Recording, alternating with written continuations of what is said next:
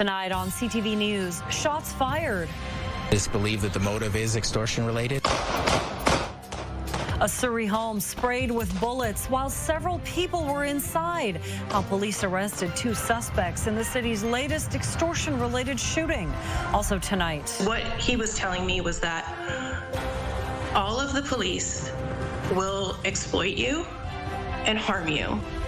Disturbing allegations made against a former high-ranking Vancouver police officer. And now the Office of the Police Complaint Commissioner is investigating. And just under 10 feet, pretty much a meter. Marine mess, the massive tires that have washed up on a BC beach, and how residents say no one is helping them clean it up.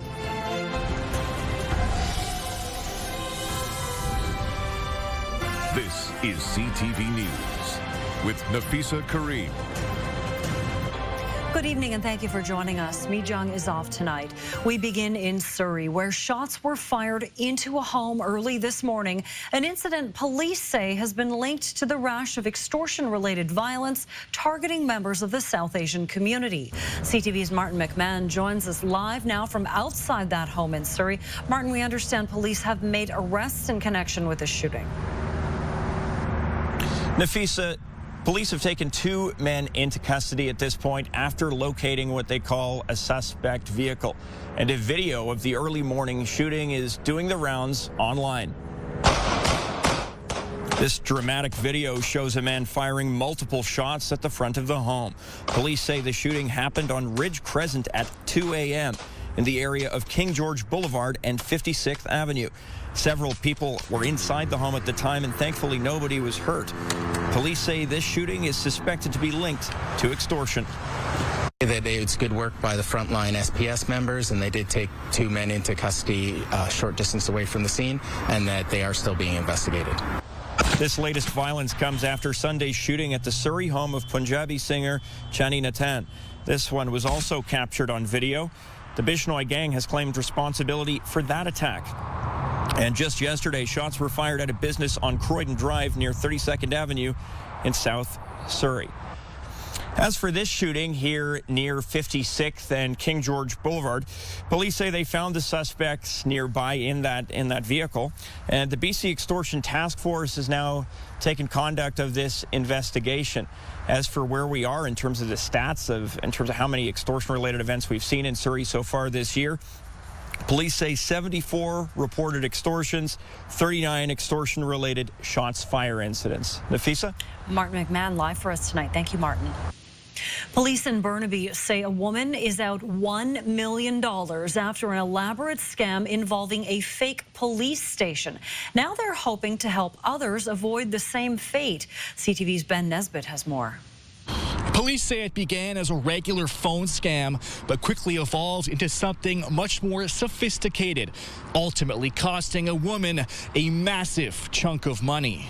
Investigators say the fraud followed a pattern seen across the Lower Mainland. The victim was first contacted in June by callers claiming to be from a telecom company. She was told she was under investigation for fraud and was later connected to what she believed was a foreign police station. The scam moved to a video call where a realistic police office could be seen in the background. Detectives say the fraudsters even knew the woman's passport and driver's license numbers, making the scheme seem credible. She was convinced to pay bail to avoid traveling overseas. Between July and September, she transferred 4 large payments, adding up to $1 million. They're going to find new avenues to trick you. This is a scam that's been going on for a while. The fact that they added police officers and realistic-looking background is just another step in their evolution of their scams. Mounties are asking anyone who receives a similar phone call or believes there's any chance at all they could be getting scammed to contact them. Ben Nesbitt, CTV News, Burnaby. It was a gangland slaying that shocked the city. The 2012 murder of a high-level gangster at a downtown hotel, and now a 3rd man has pleaded guilty to conspiracy to commit murder. In January 2012, 36-year-old Sandeep Dure, a former associate of the Bacon brothers, was gunned down while sitting in the restaurant of the Sheraton Wall Centre Hotel in broad daylight. Well, today, Dean Weichar entered a guilty plea in BC Supreme Court. Sentencing will begin next month. One of his co co-accused is former international fugitive Rabi Al-Khalil, who escaped from jail and spent 3 years on the run before being arrested in Qatar last month. A number of people throughout the Lower Mainland have reached out to CTV News with complaints about a man advertising himself as a mobile mechanic. They allege he charged them for work he didn't complete and wouldn't give their cars back until they paid him. CTV's Ben Milger looks into those claims and asks the mobile mechanic if they're true. Told me these wires had gone changed. This is the ECM computer that he changed. When Yadwinder Singh's work truck wouldn't start one morning, he called a business he found online called the Mobile Mechanic. A man named Dildar Gill showed up and diagnosed an electrical issue due to rodent damage. Singh says Gill initially quoted him $2,700, but then gave him an invoice for nearly $4,000. According to Singh, the mechanic told him to make a claim with ICBC to be reimbursed for the rodent damage, but still hasn't given him the evidence ICBC requires. Why he's not sending me the pictures of the work which I can easily send to the ICBC and get my money reimbursed for the rodent damage? Without a second opinion, Singh is not sure if any of the work quoted on the invoice was actually done.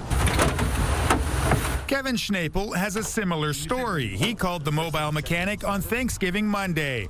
Gill showed up and diagnosed an issue with the starter. He also said there was rodent damage, which ICBC would cover, and a problem with the electronic control module. It's the same thing he told Singh. Schnapel's invoice was for more than $4,800. I was shocked at that time, but he kept the keys of my car and he said, you know, we're going to have to do an e-transfer and we're going to wait till it's confirmed until I can give you the keys back. Feeling compelled, Schnapel paid the bill. The next day, he took his Honda to another mechanic who inspected the work and the parts Gill claimed to have replaced. The mechanic confirmed, and I have that report, that that work that this mobile mechanic claimed to have done was not done. The second mechanic's report says some parts Gill invoiced for were not replaced, and he knows because the old parts had cobwebs on them.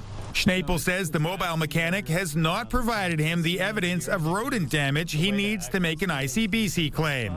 In all, CTV News has been in touch with 9 people who have similar stories. Nobody answered the door at Gill's home. We've identified 10 phone numbers associated with this mobile mechanic, and we're just going to try to see if we can reach him on one of those. Is this Dildar? Or have you been telling people that they can be reimbursed by ICBC? Yeah, no, not interested. You're not interested in what? In 2023, Gill lost at the Civil Resolution Tribunal and was ordered to pay a man about $725 over a vehicle dispute. Later that year, in small claims court, a judge ordered him to pay a woman $35,000 after he sold her a Jeep without disclosing it needed an engine replacement. Many of the people who came forward for this story are planning additional legal action against Gill. Ben Milger, CTV News, Vancouver. BC nurses are again renewing calls for more security in hospitals. It comes after a frightening incident at an ER on Vancouver Island. And as CTV's Rob Buffum reports, it's not just those treating patients who are getting injured. Yet another example of healthcare workers coming under attack. A car driven into the emergency room at Cowichan District Hospital on Saturday. The driver allegedly then assaulting a paramedic. It's left the nurses union repeating calls for more security. It was extremely traumatizing. The nurses say they'll pay for a pilot project for an AI weapons detection system similar to this one. One health authority has agreed to it, and the province says it's in talks about it. But it's more than just technology, say nurses. It's beefed up security, at least in some hospitals.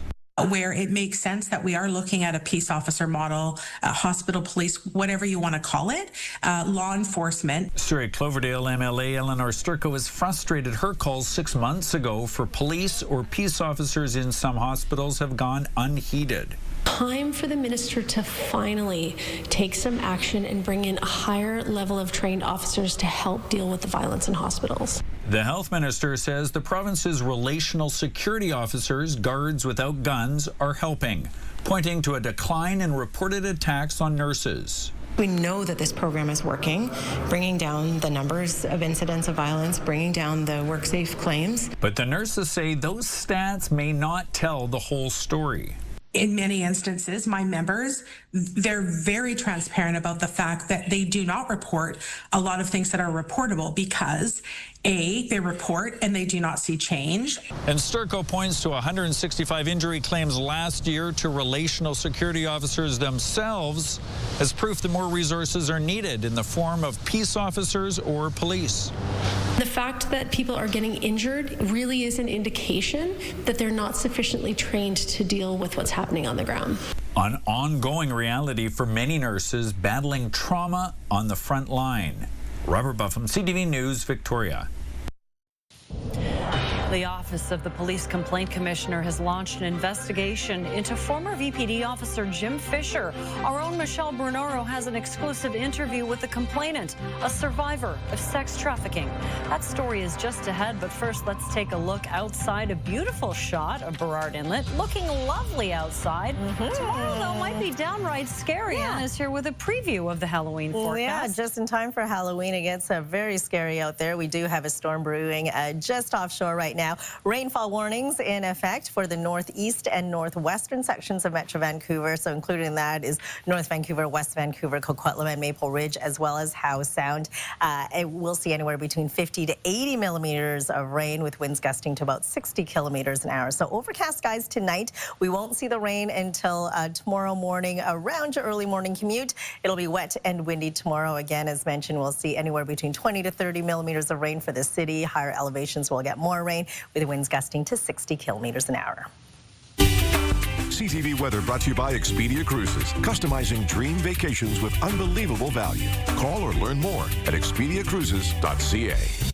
But could it dry up just in time for the trick-or-treaters?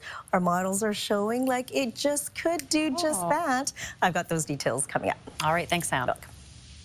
CTV News has learned the Office of the Police Complaint Commissioner has ordered an investigation into a former high-ranking Vancouver police officer for alleged discreditable conduct. The investigation was launched after a complaint from a survivor of sex trafficking. In an exclusive interview with CTV News, she explains how she was lured into a seedy world that she says led to an encounter with former VPD officer Jim Fisher. CTV's Michelle Brunoro has the story and a warning. Some viewers may find the content disturbing. For more than 15 years, this woman has kept secret a terrifying time in her life. I honestly don't think I can survive if I stay silent longer.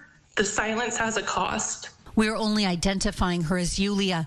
She says in 2008, she was a university student, a competitive ballroom dancer, and broke when she found a job at a Vancouver club as an exotic dancer. I had no drug problem, right? So if I made $400 in a night off of dancing, just dancing for people, that was really good.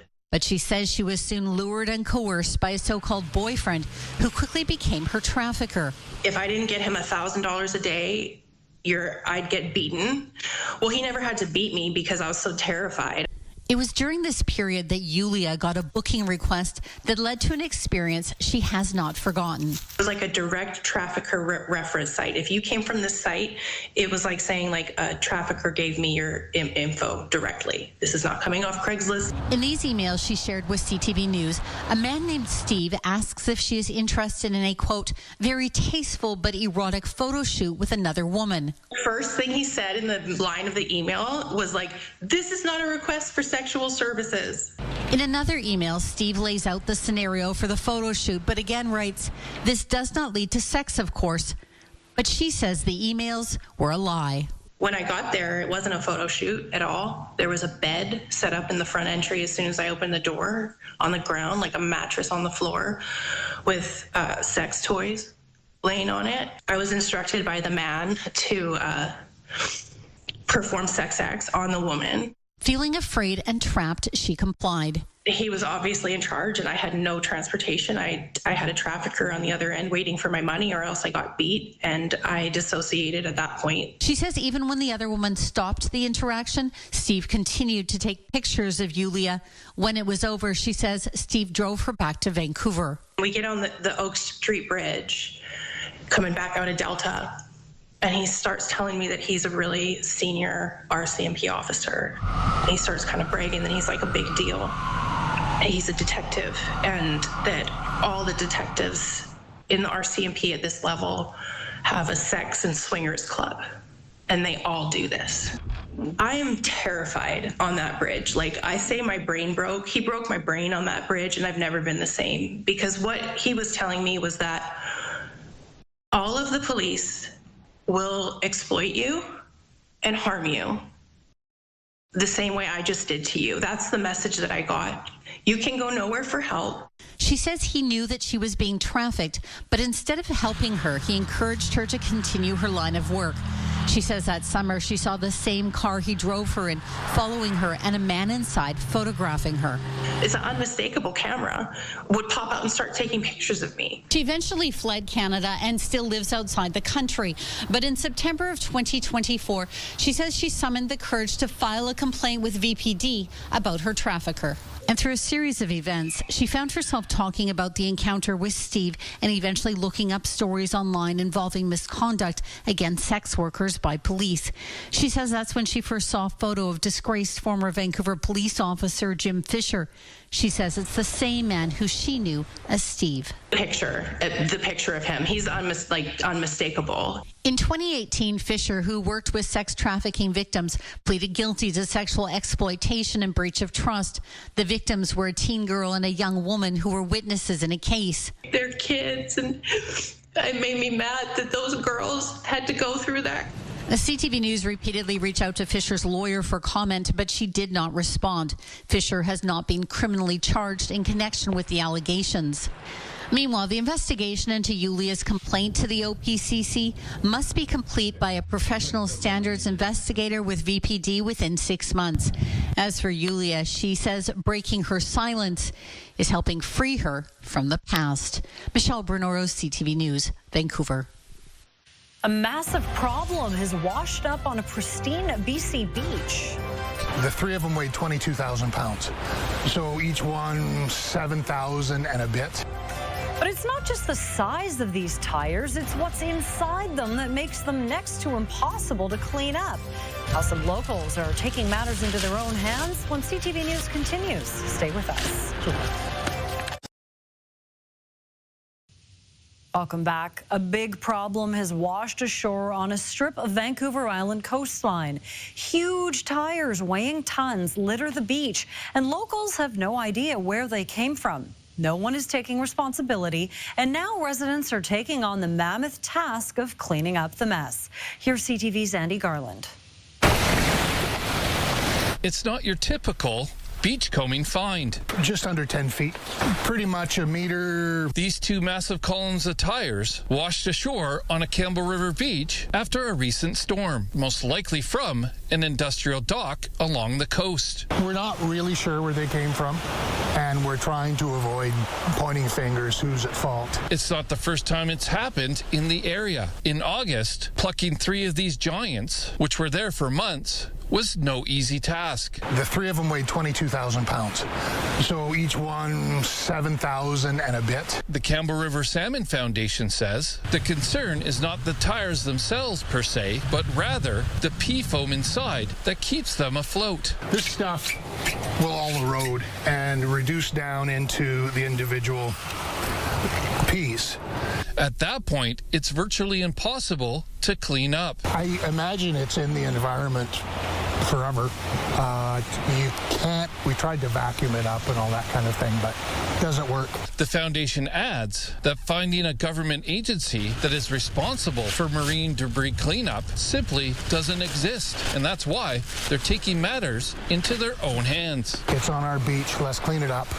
Let's not point fingers and get it done. Get it out of here. Greenways Land Trust, an environmental nonprofit in Campbell River, has been working with the foundation in cleanup efforts surrounding the tires and organized a volunteer cleanup of styrofoam associated with the tires last week. In just over an hour, remove around 430 kilos of styrofoam. with no easy access point. Removing these 11 tires from the beach, however, is going to take a lot more planning to make happen. Trying to figure out the best option, if it's better to tug them out or to try to get machines on the beach. We're still in the works. And it could take months for a plan to come together. Andy Garland, CTV News, Campbell River. The provincial government is planning to build a supportive housing project in Abbotsford to address the city's rise in homelessness. But as CTV's Kevin Chirac reports, the proposed location directly across from a school has many people in the community confused, concerned, and demanding answers. This park on Martin Street is the proposed site of a 42-unit temporary modular housing project located directly across from the grade 6 to 12 Abbotsford Traditional School. The location is not appropriate for this because this is exposing our kids to unknown dangers. This site would be run by the nonprofit Connective, have 24/7 staffing and wraparound services. The province did not confirm whether this included a supervised drug consumption site. And we've got a QR code. Abbotsford Traditional School PAC President Rani Prakash is pressing the government to reconsider its plan. Our kids run around here. We don't want them exposed to secondhand fentanyl smoking or any fire dangers or any safety issues. It doesn't make any sense to me why it is this close to a school. Rick Francoeur runs an auto shop beside the school, just steps away from the proposed site. You know, I would cringe to think that some poor child fell or had a needle go through their shoe or fell on a needle. BC Housing says the project comes at a time of urgent need. A statement reads, the latest point-in-time count conducted in October identified 654 people experiencing homelessness in the community.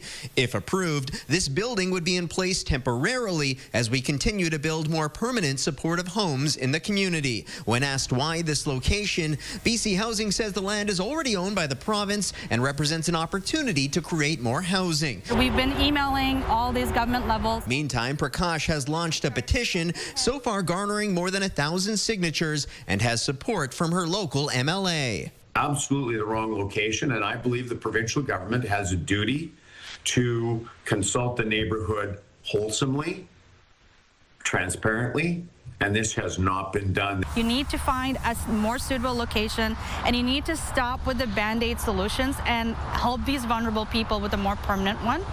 A city spokesperson told CTV News the mayor wouldn't be commenting for this story as the project still requires city approval to move forward and won't be discussed by council until early in the new year. Kevin Chirac, CTV News, Abbotsford. After the break, from Nat Bailey Stadium to baseball's biggest stage. This is like unheard of. Stuff legends are made of. A young pitcher who set a new World Series record, and it wasn't that long ago he was playing for the Vancouver Canadians, as the Jays are one win away from clinching the World Series. The forecast calls for a soggy night for trick-or-treaters in Metro Vancouver, but the weather shouldn't dampen another full slate of fun weekend events to check out. We've got a list on our website, ctvnewsvancouver.ca.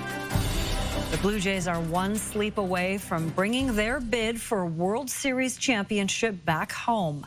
But we know the Dodgers aren't going to give up without a fight. CTV's Allison Hurst has spent the day talking to fans and players and has the latest from Rogers Centre. On the first pitch of the game, with a fly ball to deep left. Davis Schneider hit it out of the park. No way! No way! And no one loved it more than his dad.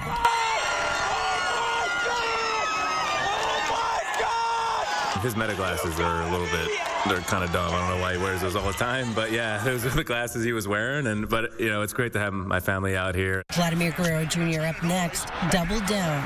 And two batters in, they are up 2-0. Back-to-back home runs to start Game 5. Oh my God, big win. Babe Schneider, Vladdy Daddy. Plakata. Oh my gosh, the first time ever in a World Series, back-to-back home runs to start a game. It's crazy. I can't believe this right now. But perhaps the biggest storyline of Game 5, starting pitcher 22-year-old Trey Yesavage and his dominance on the mound, setting a new World Series rookie record with 12 strikeouts. The guy's only 22 years old and he's playing at like super high level. This is like unheard of. Stuff legends are made of. Yesavage silenced the star-studded Dodgers offense, holding them to just one solo home run. It's a crazy world. Hollywood couldn't have made it this good. It's a different pitcher when he has his stuff. You know, game one didn't have a feel for his split, so I'm kind of blown away at what he did. The Jays are turning their attention to Game 6, a rematch between Kevin Gausman and the Dodgers' Yoshinobu Yamamoto, who in Game 2 pitched a complete game. Yamamoto does seem like he's a little bit, but I think it might be because we haven't played the Dodgers that much.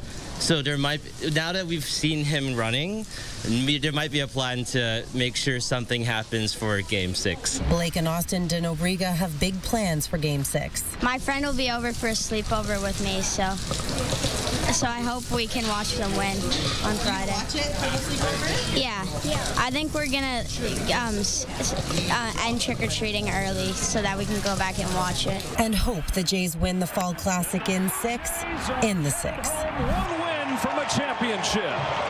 Well, Trey Savage may be making headlines around the world today, but just a few months ago, he was on the mound here in Vancouver at Nat Bailey Stadium. To see Trey do some of the same things he was doing with us in High A Vancouver just 5 months ago, pretty remarkable that his meteoric rise includes a little bit of time with us and a chance to make a stop at every level of the organization.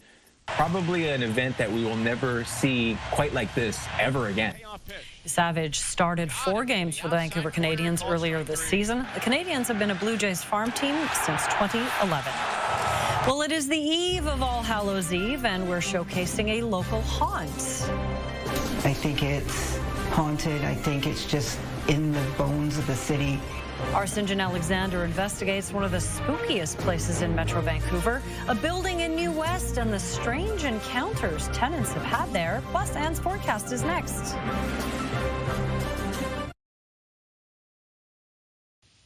Halloween brings out ghosts and goblins, but there are spots around Metro Vancouver that are said to be haunted year-round. We take you now inside a heritage building in New Westminster, whose occupants swear is a center of paranormal activity. Here's CTV's St. John Alexander. The visitor would always arrive unannounced. So often, woodland artist James Groney accepted it was imminent. While he worked alone in the basement of Native Art Renaissance on Carnarvon, the unmistakable sound of pacing above. And whenever he put down his brush to see who was there, nothing. It didn't really freak me out. It was more of an annoyance because I always had to run upstairs while I was doing stuff. At Grand Central Consignment next door, owner Celeste Tan was spooked by the gray figure of a man who came up from the basement and then across her shop. I just froze, but I just said to it, like, you know, I'm just here to do my work. I'll leave you in peace, and I just hope you leave me in peace to do my work. Like many structures on Carnarvon, their building, built in 1903, is connected through the basement by tunnels, most of it now boarded up. It's believed that prisoners were taken through the tunnels, and they were used for all kinds of miscellaneous things as well, from deliveries to just people traveling between buildings. For a long time, Groening's wife and daughter refused to go downstairs, saying, it doesn't feel right. And even when they were here by themselves, they would lock the door at the top of the steps. The gray man, I have been actually looking and researching and searching for him. Paranormal investigator Amanda Quill was hired to figure out who or what might be here. I believe it's a prisoner. I believe that there is shame, but there's also regret of what's been missed in life, regret of where they're going. Groening conducted his own experiment using a technique called spirit painting. When you're making different shapes, they can be all over the place like that. And then whatever comes out. What came out was the figure of a large red snake, which a Cree elder believes may signify a bridge to the afterlife. I think it's haunted. I think it's just in the bones of the city, and being in the tunnel system, that's from the beginning. Whatever's here, no one has ever been threatened or hurt. But further evidence found hanging in the tunnel suggests others have also encountered the visitor. St. John Alexander, CTV News, New Westminster. It is spooky season, and yeah, it could be Yes, I totally believe it. But they're very nice ghosts, it seems, not doing any... let us do our work. Exactly. Go in peace. Yours. Yeah, hang out. All right, let's take a look at our forecast. The storm is brewing offshore. There's that next low moving its way in along the coast, bringing in strong winds and heavy rain. So here are the warnings that are in effect as we head into tomorrow for Haida Gwaii, the central coast, north coast, and the northern tip of Vancouver Island. You'll see winds gusting to 110 kilometers an hour into tomorrow morning with the winds for the central interior gusting to 90 kilometers an hour. We do have rainfall warnings in effect for the inland sections of the north coast, upwards of 55 millimeters of rain for the Howe Sound, as well as the Sunshine Coast, and in the northwest and northeastern sections of Metro Vancouver, anywhere between 50 to 80 millimeters of rain. So let's time it all out right now. It is clear outside, a beautiful night. Clouds roll in through the overnight into tomorrow morning for your morning commute. That's when the rain starts, heavy at times through the afternoon hours, and then look at that. It looks like it's going to dry just in time for the trick-or-treaters to get outside and get their candy, and then rain redevelops as we head into the overnight hours. A mix of sun and cloud expected tomorrow for the northeastern corner of the province. Your provincial forecast at the bottom of your screen. A stormy day for Port Hardy at 11. Same goes for Campbell River and Comox. Winds gusting anywhere between 80 to 110 kilometers an hour. It'll be very soggy for Tofino with upwards of 70 millimeters of rain, 50 millimeters possible for Port Alberni. Periods of rain from Nanaimo right down to Victoria with a high of 11 degrees. It'll be very soggy for the Sunshine Coast and a high of 11. Very wet up the Sea to Sky Highway, 8 for Squamish, 6 for Whistler, and for us across the Lower Mainland, we're looking at periods of rain with winds gusting to about 60 kilometers an hour. Temperatures between 10 and 12 degrees. Into Saturday morning, it'll stay wet before it dries up. Don't forget to turn your clocks back before you go to bed on Saturday night. Scattered showers on Sunday. And then as we head into November, it's looking pretty gray and pretty wet. Showers for Monday, Tuesday, and Wednesday. Periods of rain expected on Thursday with a high of 12. CTV weather brought to you by Expedia Cruises for air, land, and sea vacations. So fingers crossed for dry conditions for the little trick-or-treaters. But of course, we'll have a better view tomorrow at the forecast. All right. Thanks, Anne. You're welcome. Still ahead, BC's largest oil refinery is now in U.S. hands. Plus, we've certainly seen a move by some to get away from maybe ownership or long-term rentals in the U.S. As the temperatures drop, Canadians are making plans to go south, but many say they will not be going to the U.S., and we'll show you where they're heading instead. We'll be right back.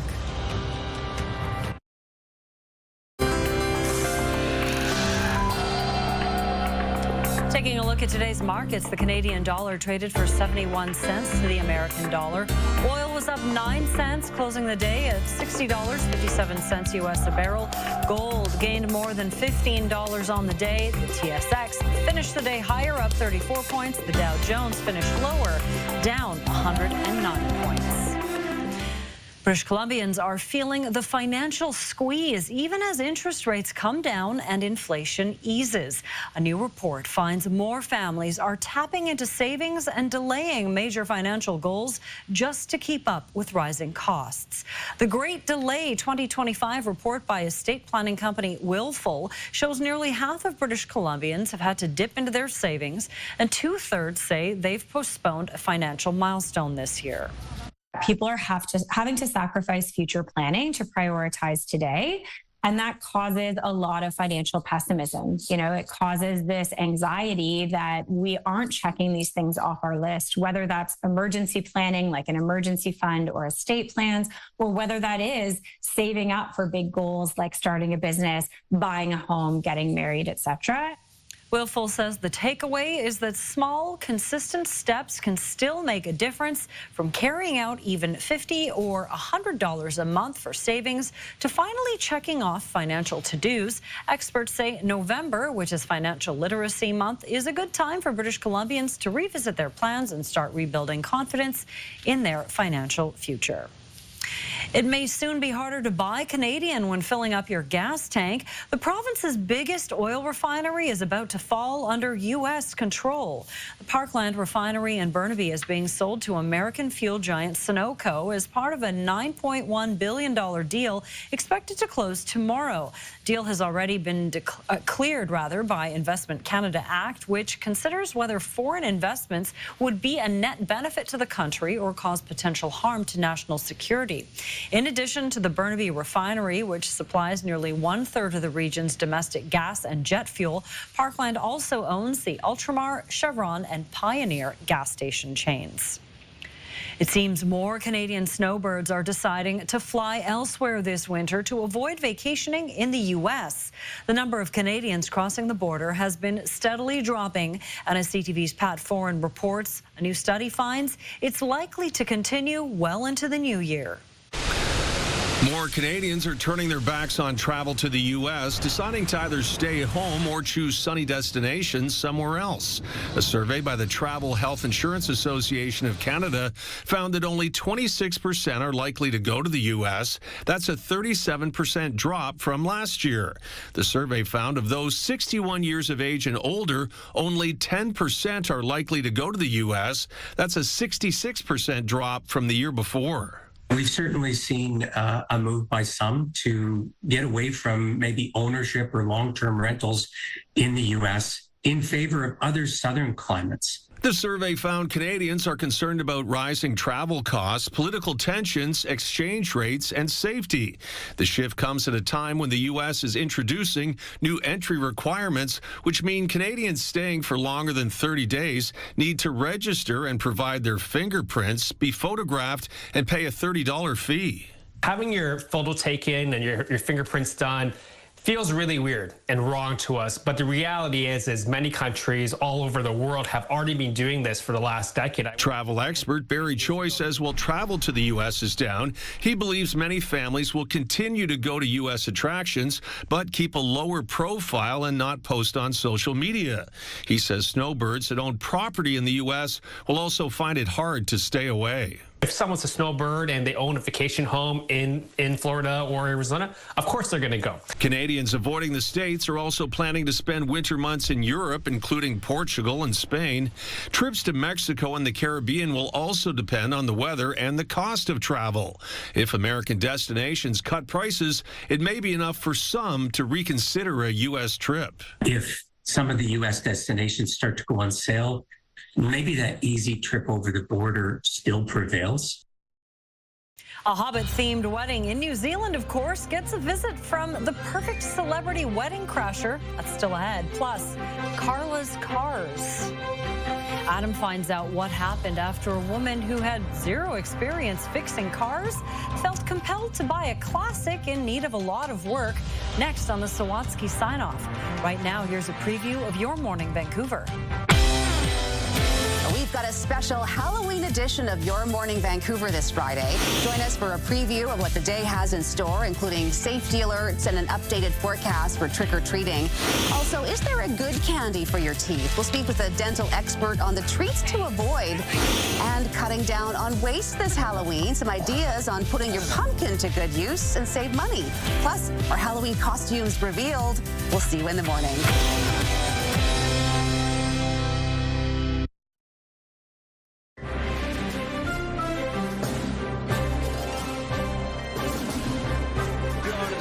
Prince Harry and Meghan Markle are making headlines again, this time for their appearance at Game 4 of the World Series in Los Angeles. They were both sporting Dodgers hats, which sparked some playful backlash online. Some saying it was a missed opportunity to show support for the Toronto Blue Jays. Even though Harry and Meghan no longer carry out regular royal responsibilities, Harry is still in the line of succession to the Canadian throne, and Meghan once filmed the TV series Suits in Toronto. The BC Lions are hoping to see BC Place packed full of fans this weekend when they host the Western Conference semifinal. Earlier in the year, we didn't think we'd be hosting a playoff game. At one point, we were just, sort of hovering around that break-even mark, and then the team just sort of went on a run and won 6 in a row, and all of a sudden, we're hosting this game, and it is such a great thing for our team. Our team really feels it when the fans are behind them. It gives them energy, and it really sort of gives that home field advantage. So we're like, let's get as many people in there as possible. The Lions are taking on the third-place Calgary Stampeders. Kickoff is at 2:30 p.m. on Saturday. The winner will face Saskatchewan next weekend in Regina. Well, Elijah Wood knows a thing or two about rings, but this time his adventure with a ring wasn't a heavy burden. Oh my God! The Lord of the Rings star crashed a wedding at the Shire. That's the New Zealand film set that is now a popular spot for couples to tie the knot. The 44-year-old actor can be seen surprising the happy couple, dressed casually in jeans and a windbreaker before offering his congratulations and posing for photos. Even the officiant and photographer snapped pictures with Frodo himself. No rings were lost, but some might say, bear with me now, the moment was precious. You did it. Of course I was going to do it. I love me my Tolkien jokes. I'm here for it. The one thing I do love more than Lord of the Rings is a dog story. So a 98-year-old man has been reunited with his dog after it jumped the fence in his backyard. Now, you probably won't guess, though, what was used to lure the dog back. The whole thing is probably due to my smelly socks, actually. Yeah, he just said his smelly socks attracted 7-year-old Sonny to a trap in a nearby nature preserve. His owner, Norm, had left his LA home to go grocery shopping 2 weeks before and says Sonny probably wanted to come along. The rescue nonprofit that helped reunite the pair says Sonny was on borrowed time with coyotes and no water in the park. After a quick checkup at the vet, Sonny is back to his favorite spot, oh my goodness, sitting at Norm's feet. Stinky socks, guys. Love the stinky socks. Yeah. Secret. Well, just before we get to the Sawatsky sign-off, Craig, what do you have for the Late Show tonight? So, Nafisa, we are working on a few things right now, including a group of Vancouver tenants demanding answers after being surprised with a significant energy rate spike. So, Strata is calling for transparency after they say it will cost them an extra 10% for the next 3 years, while the developer says these hikes are just justified. We'll have that reaction from both sides coming up at 11:30. Also, we'll have the latest on the ongoing gun violence in Surrey after another shooting this morning. Nafisa? All right, thanks, Craig. Well, a Vancouver Island woman got a lot more than she anticipated when she decided to pick up a new hobby. Adam finds out how restoring a classic car led to an enduring friendship on tonight's Sawatsky sign-off.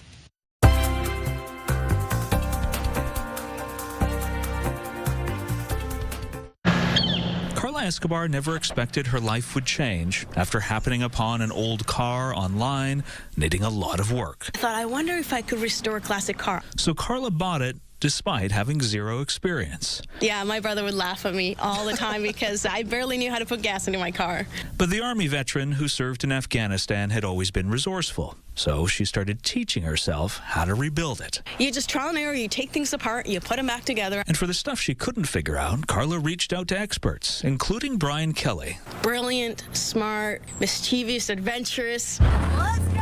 When they weren't going on road trips to hunt for parts, they were having conversations that range from fuel pumps to philosophy. I mean, in the beginning, you know, it was kind of like a car buddy kind of, you know, relationship. But by the end of it, he was kind of like a father to me in a lot of ways. After Carla finished her car, Brian was so impressed, he invited her to refurbish one of his. And he's like, I know you can do it. If you're going to do only one car for the rest of your life, make it this one. They agreed to work together, and over the next year spent countless hours preparing to rebuild the car.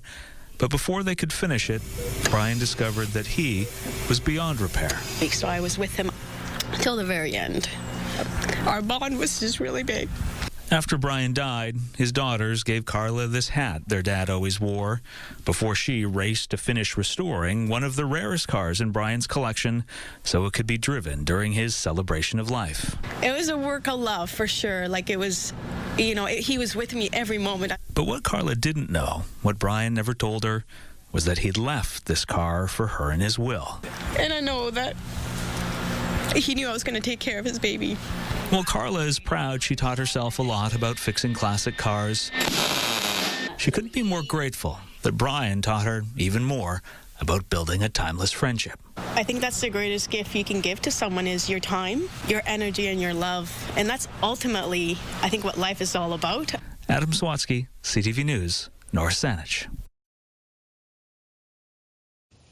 What a beautiful story. It really reminds me that in an age where we're always on our phones, sometimes you can make such meaningful human connections when you just do something. Yeah, absolutely. A hobby, join something. And something she just picked up out of the blue. Wonderful. Absolutely amazing.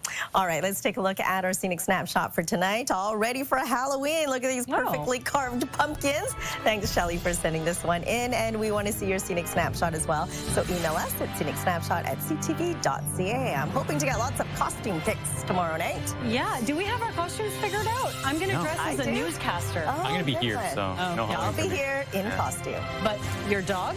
Also here in costume. All right, you guys better watch tomorrow. Make sure you catch Craig at 11:30. Have a great night.